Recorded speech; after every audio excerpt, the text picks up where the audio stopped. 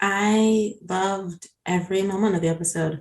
I feel like so Superman and Lois always manages to top itself, and you just feel like how are they going to top themselves Mhm. this time? And the opening of the episode, like we were back at the portal, right? And it's like, well, what more can we do to kind of float up to the portal and get sucked into the bizarre world? And I'm like, no, he's gonna create a tornado first, and then launch himself like into the portal, and then have fun with the drama in Smallville. You will not see Clark until the end of the episode.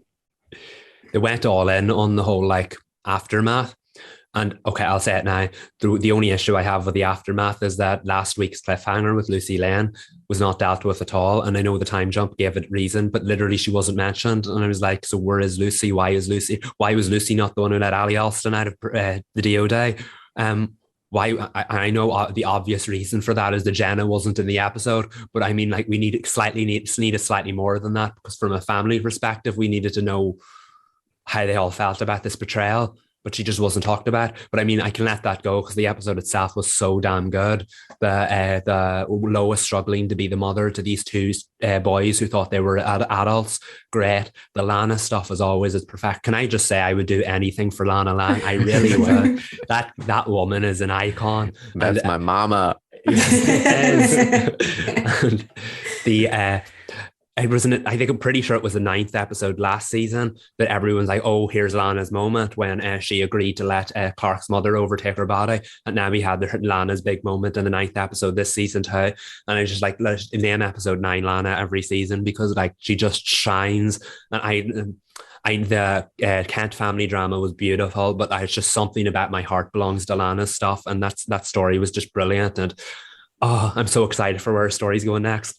Can we talk about Sarah real quick? Mm-hmm. Yes. Like what? She the leap, right? I like the emotional leap. Girl, take a breath. Chill out. I don't want to like tell her not to feel a certain way about her boyfriend not communicating with her, but like you're right. It was like a really big leap from like you're not here for me to like I'm gonna move in with my dad. It was like really like jarring for me. Yeah, emotionally, I wasn't there with her this episode, and I think it is because in previous ones it was clear that she'd already been pulling away from Jordan herself, Mhm. And then like she had that whole moment where she was like, Jordan doesn't understand, and therefore she was gonna connect more with Aubrey because her parents are divorced, and Sarah's going through her parents' estrangement and most likely divorce.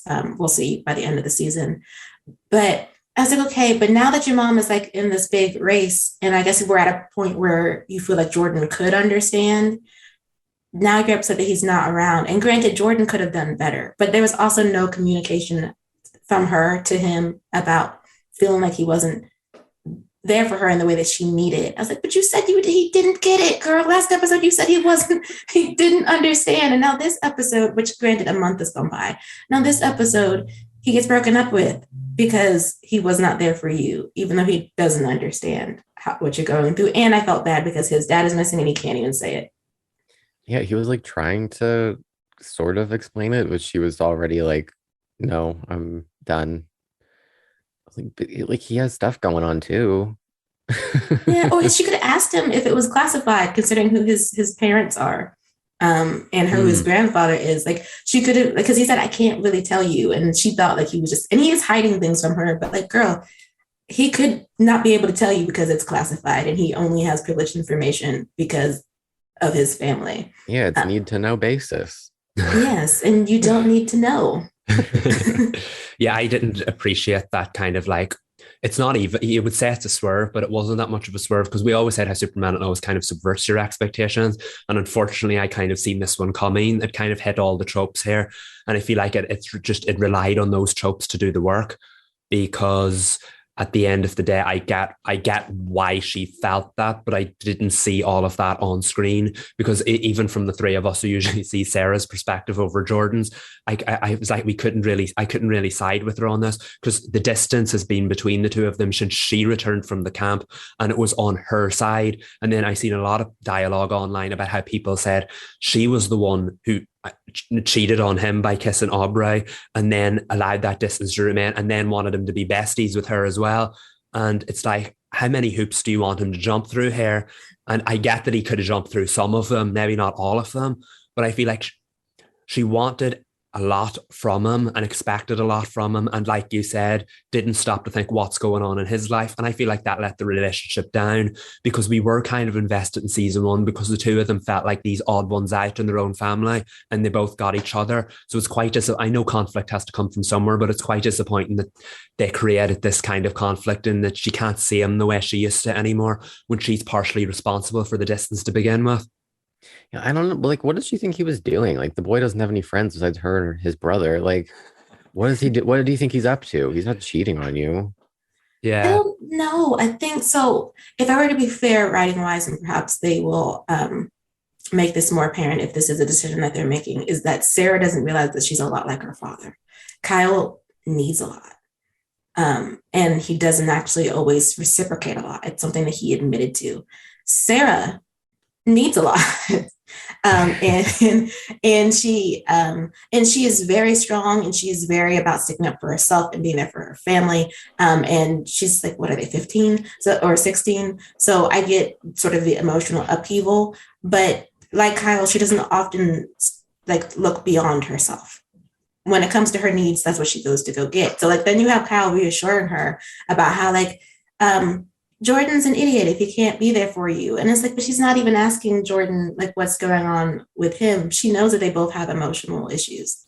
He could be having a downward spiral himself and is just not saying anything to her, but it's not something that she latched onto. But, you know, she's living with her father. Perhaps the more time she spends with Kyle one-on-one, she'll realize that she has also picked up some of his bad habits. I doubt it, but I like that possibility. It's nice to see the two of them grow, because I do feel like that Sarah and Kyle, because I do feel like they have one of the more intriguing relationships on the show, and there's so much conflict there. You don't always get to see the good moments, that when you do, they shine. But I do feel like that could lead to a lot of bad habits, like Kyle telling Sarah that she deserves so much better than Jordan if he's going to keep neglecting her. And I'm like, but like, you don't know that she's been technically neglecting him as well. Of course, there's two sides of every story, and I hope we get to see Jordan's more, or she gets to see Jordan's more as the season goes on. But I realize I've gone on about this a bit, but like, it's not that big of a gripe yet, but I feel like it could become a bigger issue as it goes on if they don't deal with it properly, because it's like that whole thing we've talked about before, and like where characters could literally solve a problem by telling someone the whole story, and yet they consistently refuse to. But in general, I feel like that was a good place to leave the show, because I know we're about to go on another 3-4 week hiatus, which nobody needs right now. But like, the cliffhangers will keep us holding on until the next one. That is true. We're going to the Bizarro world. I'm so excited when I guess Bizarro Jonathan showed up. I was like, hey, dude. Like I didn't see that coming. Where is real Jonathan? Is that a dumb question? No, it's not, because it's actually, so when he and Candace separated on the street, which, by the way, Bitsy's delivery when Lois Lane says Candace's name when that girl shows up in her house, perfection. But anyway, they separate. She said she's only a block from her house. I assume she was the one to be the one who got snatched, because that's always what happens. Mm-hmm. I think it's Jonathan. I don't know where Bizarro him would have stashed him, especially because he got a headache, and I thought his powers were coming in. Yeah. And it's like, no, Bizarro you is here.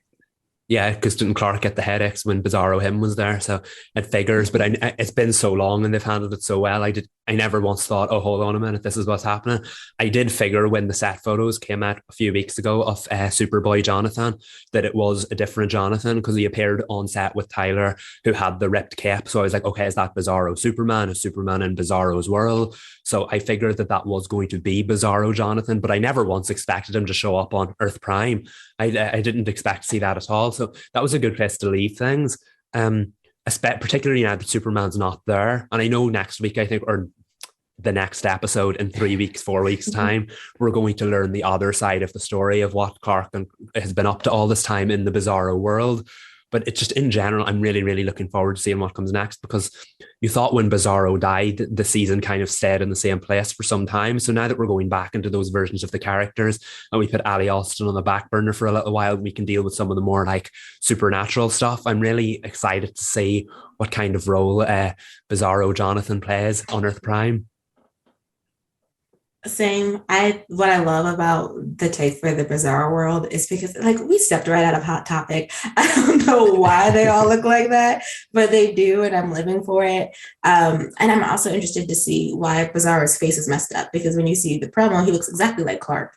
But like as the promo goes on, he starts to change into the Bizarro we're used to seeing. I'm like, what did Ali do? Or is that not Ali? Did something happen when he ended up coming figuring out what was happening in his own world? Not to mention, I'm really excited to see that Lana, Bizarro Lana, since we met her, but she was fighting Clark. So I'm going to see what she has in store for us.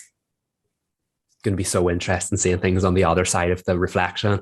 Bizarro world is so intriguing to me, and we've only seen like bits and pieces of it from time to time. So I'm really looking forward to like really like doing the whole dive and seeing what every alternate version of the characters look like.